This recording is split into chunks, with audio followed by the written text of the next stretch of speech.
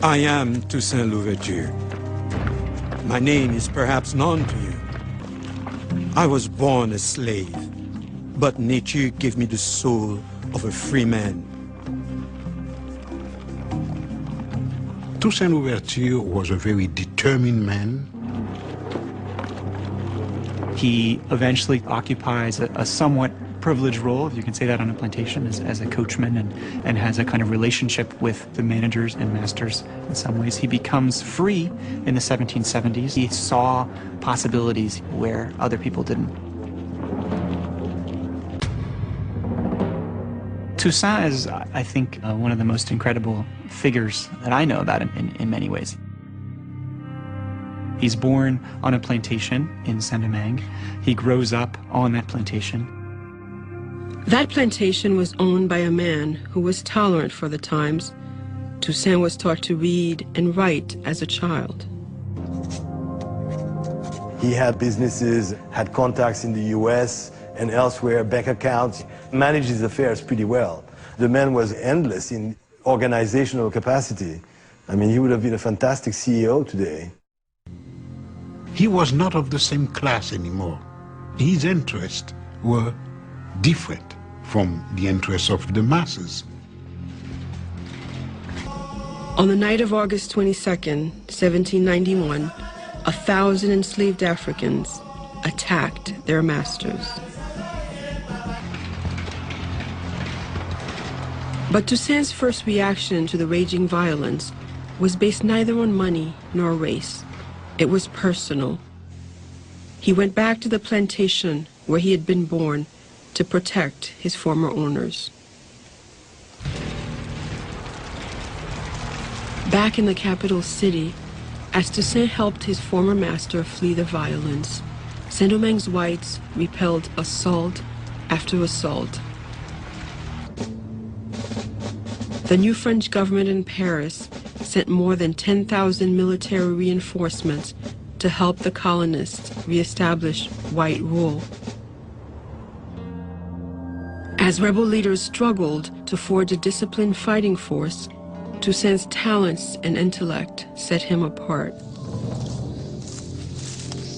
Toussaint, on the other hand, had a unique window on the world. He was schooled in African and European culture alike, and had read some of France's most radical thinkers.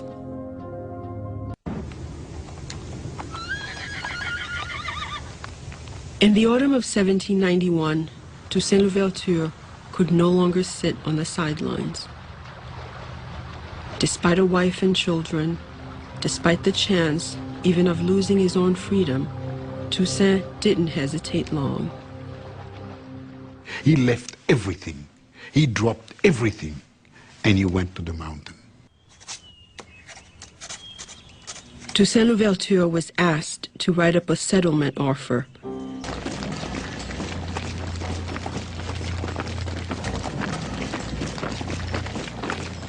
New French commissioners had just arrived from Paris to restore order.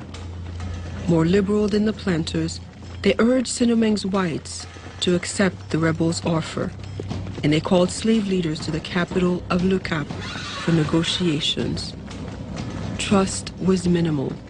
Some slave rebels wanted to kill their white prisoners, but Toussaint Louverture argued against it. He wanted the whites returned to Le Cap as a gesture of goodwill.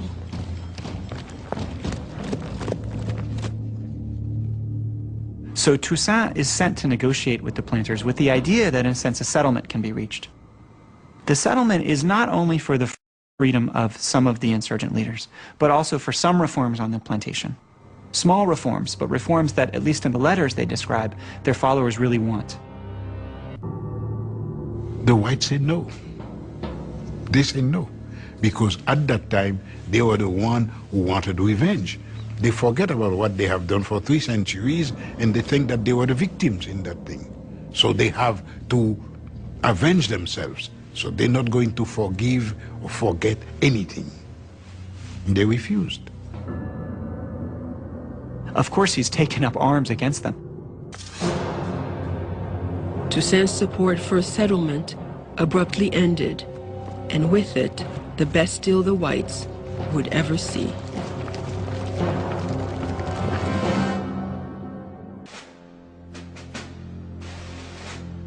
The white planters had cause for worry. Less than 2 years after joining the rebellion, Toussaint Louverture had risen to the top of the rebel army. I am Toussaint Louverture. My name is perhaps known to you. In 1793, he wrote an open letter to the island's disenfranchised. I have undertaken vengeance. I want liberty and equality to reign in Saint-Domingue. I work to bring them into existence. Unite yourselves to us, brothers, and fight with us for the same cause. With his letter, he announces two things. He announces, first of all, his commitment to the process, to the project of emancipation. And he announces his presence as a leader, maybe even the leader. He has gained great respect from his followers. And with this proclamation, he's essentially saying, you want freedom, and I'm the one who's going to bring you that freedom. So I'm the person to follow in this regard. But Toussaint at this time was addressing the wider world too. He was particularly focused on Spain. Spain controlled Saint-Domingue's neighboring colony. Toussaint Louverture recruited about 3,000 to 4,000 people, trained them. Toussaint's forces captured 3 cities within 8 months.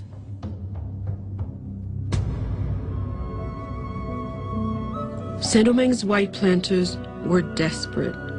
Many hated the new order in France. In a treasonous move, they invited the British to help put down the slave rebellion. I think it was very powerful for the representatives of France to hear essentially that what had happened in the Caribbean is that the white slave owners had deserted France. They had gone over to the British, they had fought against the Republic, and the true people, the true Republicans in Saint-Domingue were these enslaved people who just wanted their freedom. The French National Assembly endorsed the emancipation of Saint-Dominguean slaves. But that was not all. The delegates freed slaves throughout the entire empire, too.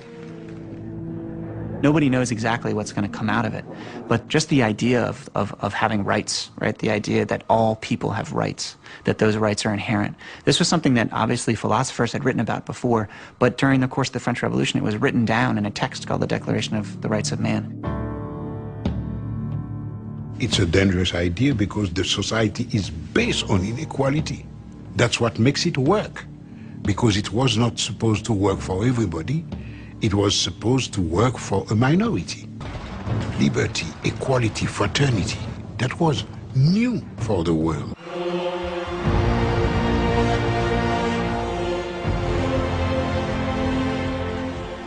It was utterly unprecedented.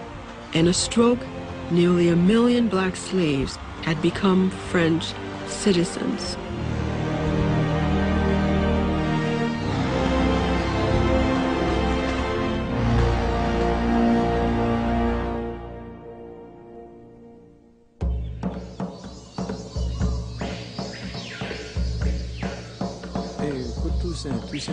Word that the French revolutionary government had freed its slaves reached Saint-Domingue quickly. It was one of history's great watersheds, and due largely to the extraordinary military accomplishments of Toussaint's army. I think we all, in some ways, have inherited something from this revolution, because it's really the first place that people insisted absolutely that human rights were for all people. It's something that everybody should know about it, to know exactly what our species, not black people, but our species can realize. They fought, the French, the British, and the Spanish army for 12 years. He championed liberty and égalité for all.